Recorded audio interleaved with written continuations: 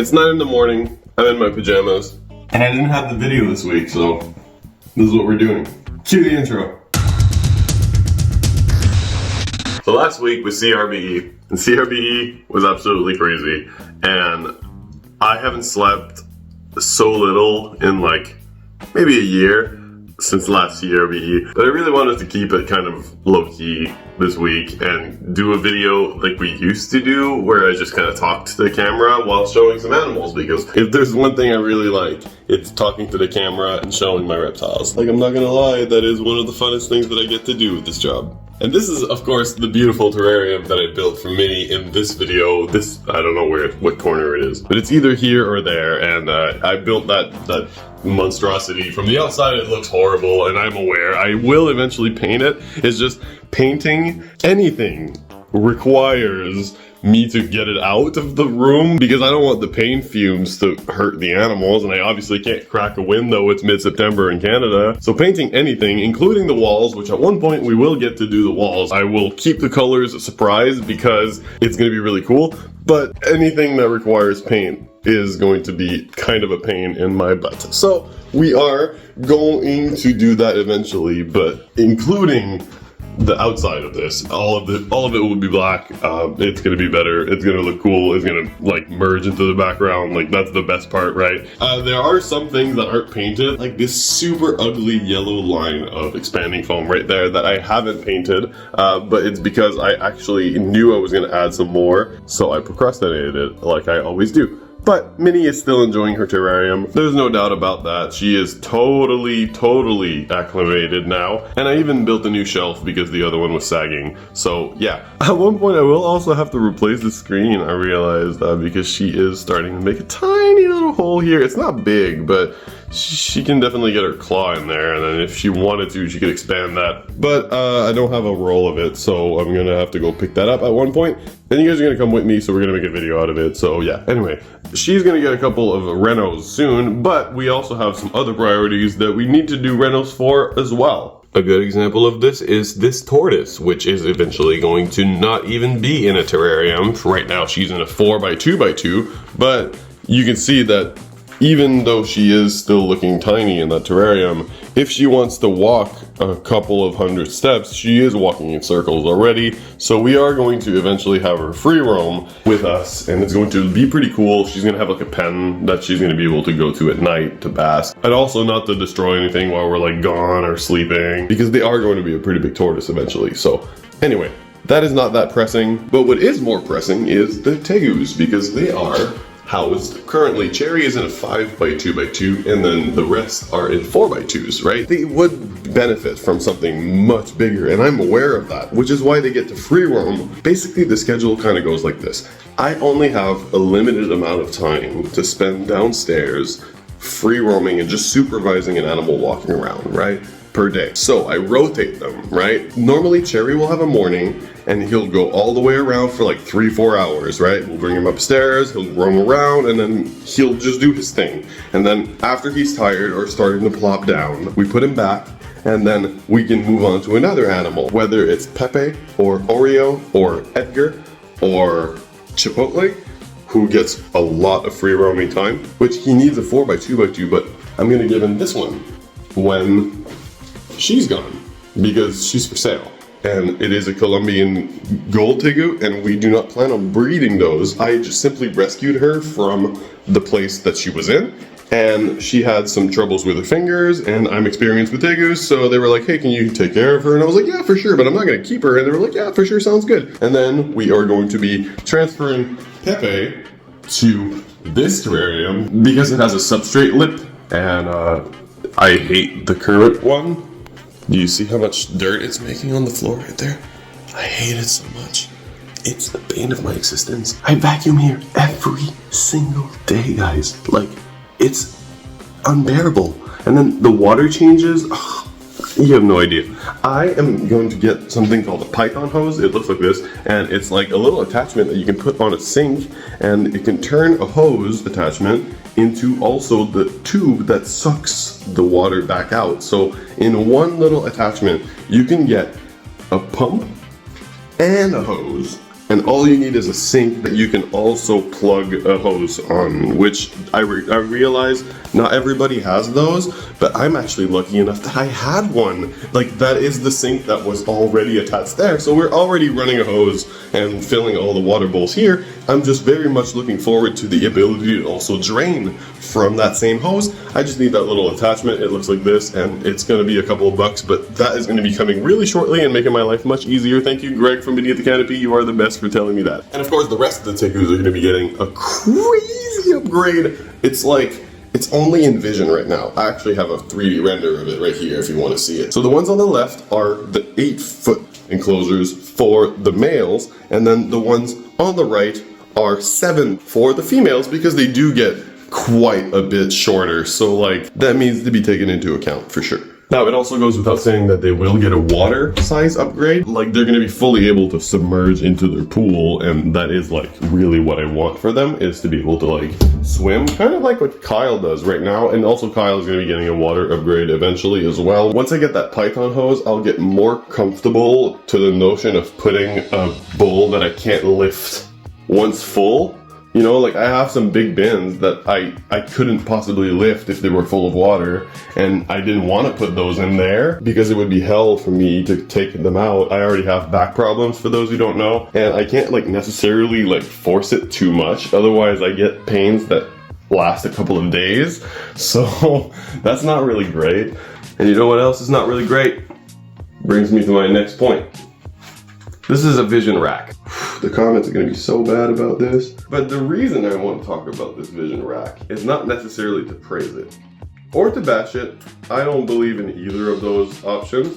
I believe it's a matter of perspective. 2 years ago, I paid $1,500 for this. Is it worth it?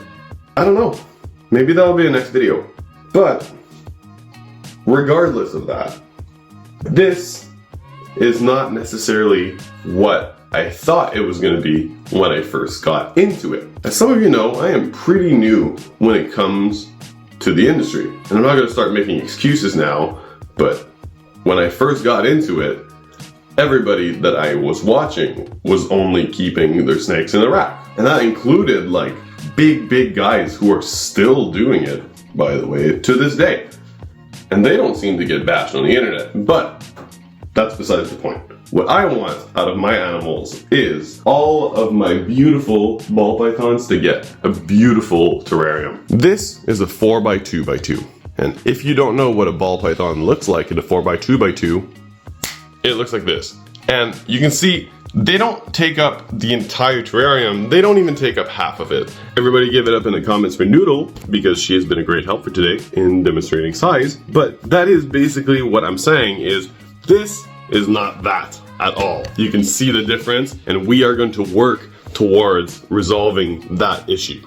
And it's not much of an issue in terms of their health, it's an issue in terms of their enrichment and their mental health and all the stuff that the industry wasn't even looking into a couple of years ago when it came to snakes. Now, we have 8 ball pythons, so building 8 of those is kind of expensive, I know, but we are going to need to do it eventually, and that is going to be priority number 1 right along with the Tegus, because we are going to be doing those 2 projects pretty much simultaneously. Whoa, hold on a minute. I'm so sorry to interrupt your content, but did you know that 91.4% of you are not subscribed? I know, it seemed a bit high for me too. Please help me correct that statistic, and let's get back to the video. As you know, I built this beautiful enclosure. It's so nice. Isn't it beautiful? For Kyle, the Nile monitor. Now, it is 7 feet long by 3 feet wide by 6 feet high. Yes, it is.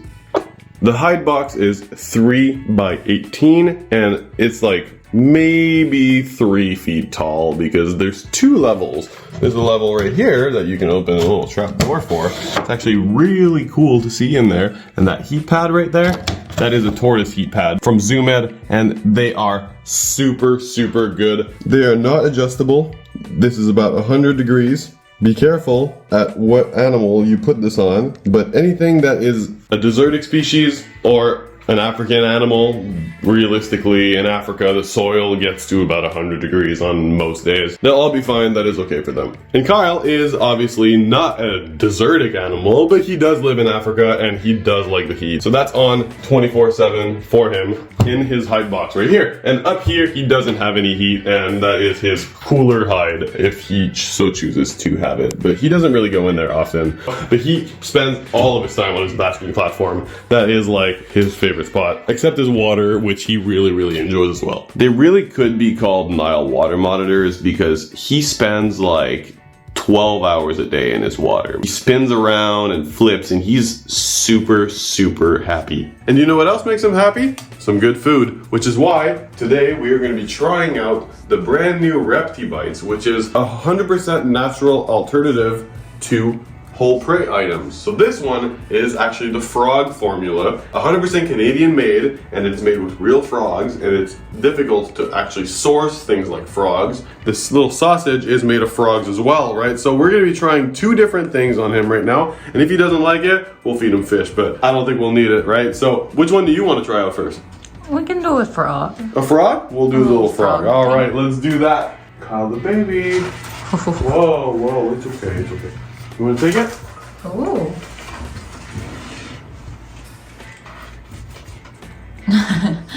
He seems to have loved that. Right? See, I won't even tell you what I think about it. I'll let Kyle tell you what he thinks. Right? Ooh, no. And you can see it's actually resistant enough that he was able to dangle it and it didn't rip into pieces. And it's actually really, like, sturdy. I thought it was gonna rip, but that was actually a really good feeding response, and he actually does look like he loves it. Is it good? Do you like it? You want another? Do you want another? Oh, you got my tongue.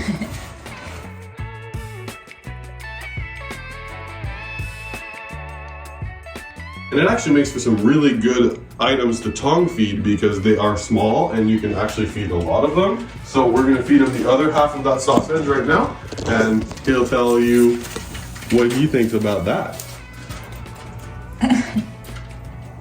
I think that's a yes for Kyle. I think he is going to forever be in love with the Reptibites. Sorry, me again. I promise this is the last time I'll interrupt your content, but we just launched our brand new website for our Zoo to You experiences. So if you're in the Ottawa Gatineau region, don't hesitate to visit mysticanimals.com. That's www.mysticanimals.com. Now back to the video. No, there's no more. We just want to make sure he's well fed and he has, you know, like a varied diet so that it's good for him. And he also gets to have a lot of exercise since he has a huge cage now. So it's important that he gets fed right. And another thing that's important is nail care because, as you can see, I am wearing a Kevlar sleeve. And it is very necessary because when I handle Kyle, there's a big chance that I'm gonna get cut up. And then we're gonna trim his nails, so we'll show you how we do that. Hey, okay. Hey, oh, it's okay, it's okay. Don't fight. Don't fight, we need your calm. I'll start with the back. Yeah, so we start with the back legs because it's out of his reach. And basically my job is just to hold him and make sure he doesn't flail about. Like this. And all we have to do is make sure, just like in dogs and cats, did you get whipped in the face?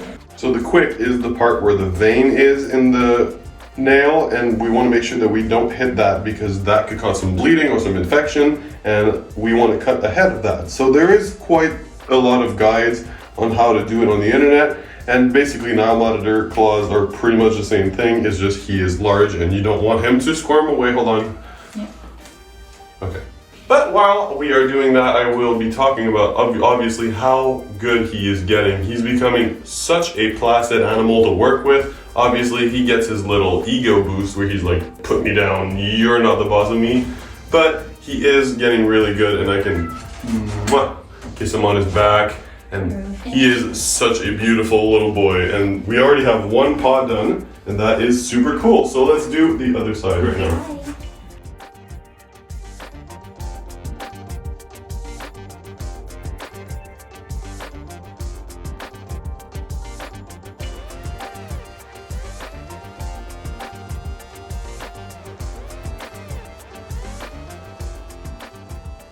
I know. It's okay. It's okay. Grab with your other paw. Oh, hey. That was close to my face. Be nice. Hey, Kyle. Kyle. Oh, you're such a good boy. Give me your paw.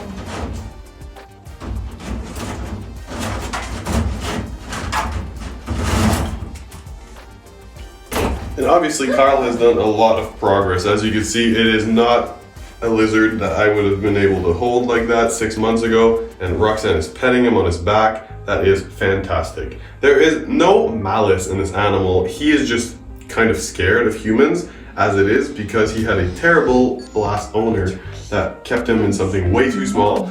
And then obviously it took a while for him to adjust to his new cage, which is basically like the size of a room for him, it's really big. right? So, but it's not a hard job to do to trim his nails. I mean, you can also not do it ever, but then that would also make it so that he hurts a lot more when you touch him. So it's up to you. If your nail monitor is good enough that you can hold him like this, then maybe try doing it. Oh, it's okay. We just switched. We switched. Yeah, we switching. Good boy. Yeah.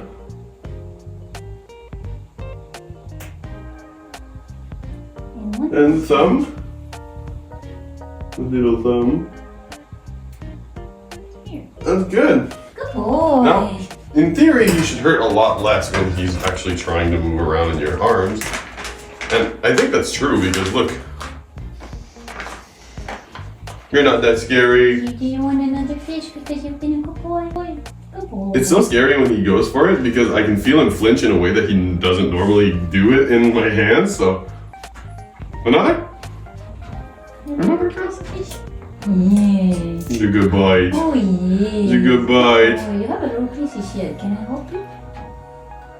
Oh, good boy. Good boy. Now, obviously, we love Kyle so much. He is one of our favorite. I think he's my favorite lizard that we own. But basically, he is getting along pretty well, and we couldn't ask for anything better because for a wild-caught Nile monitor, he is getting really, really good, and he is way longer than he was when we first got him. I have a couple screenshots that I want to show if you want to see the comparison. Like, this is him in my hands right now, and then the same thing with Rox. So here you go. Look. Good boy. Yeah. Good boy. Now that's a good baby for sure. Here. Whoop. Ooh. Hello. Thank you for being so nice, Kyle. You were the best. Thank you. And now we're going to be putting you back because you've been a good boy. All right, baby. You go back home. Oh, some shed. Feel it. Ooh.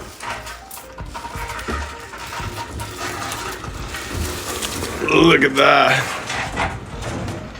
On camera. That's so good. Anyway, that's it for today's video. I really hope you guys enjoyed it. It's been a long time since we were able to like dialogue and go on like one-on-one without some like stuff happening. And I know I said I didn't have a video this week, but realistically, the expo video came out yesterday for me, so I still have a week to find out what I want to do. But I'm gonna take that time to film next week's video instead. Because in a few weeks, there is the Ottawa Pet Expo, and I will obviously be there because it is really close to where I live. It's at the EY Center on October 14th and 15th, and it's gonna be filled with your favorite creators and your favorite vendors. So I'll see you there. And tune in next week, because I'll see you then. But until then, I am out of here. Peace. Thank you so much for checking out this video, everybody. If you enjoyed it, make sure you hit that like button, and if you really loved it, why don't you subscribe? It's free, you know?